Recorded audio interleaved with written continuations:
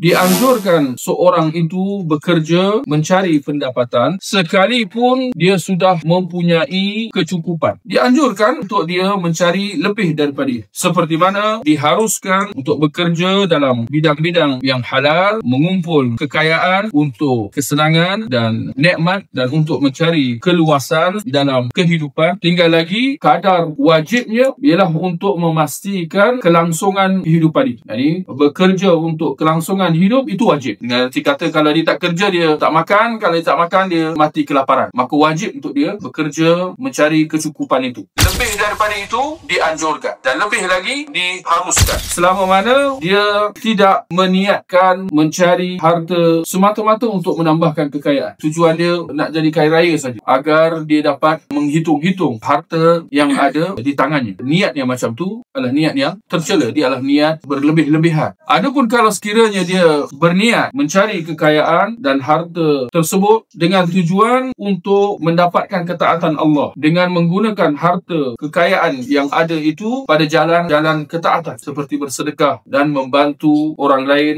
atau memberi manfaat kepada manusia dan kaum muslimin, maka tidak dinafikan bahawa itu adalah sebaik-baik usaha. Dan ini yang kita sebut, adakah Islam menganjurkan supaya kita mencari kekayaan dan mengumpulkan harta? Jawapannya ada perincian. Secara prinsipnya tidak dinafikan bahawa orang yang kaya, yang mampu berdikari, berdiri sendiri, tidak bergantung harap kepada ihsan bantuan orang lain, itu lebih baik berbanding orang yang terpaksa bergantung harap kepada orang lain. Tak semestinya itu salah. Barangkali dia terpaksa. Ada orang yang memang terpaksa hidup dalam kepapaan kerana sebab-sebab. Tapi dari sudut mana yang lebih baik, jelasnya orang yang berdikari lebih baik. Tetapi bagaimana dengan mengumpul kekayaan itu lebih daripada keperluan? Maka di sini dikatakan adanya perincian. Sekiranya sekadar untuk nak mengumpulkan kekayaan dengan erti kata sampai dia leka dengan dunia, apatah lagi sehingga dia lalai dengan tanggungjawab agamanya, dia lalai dengan salat misalnya, sehingga dia lalai menunaikan tanggungjawab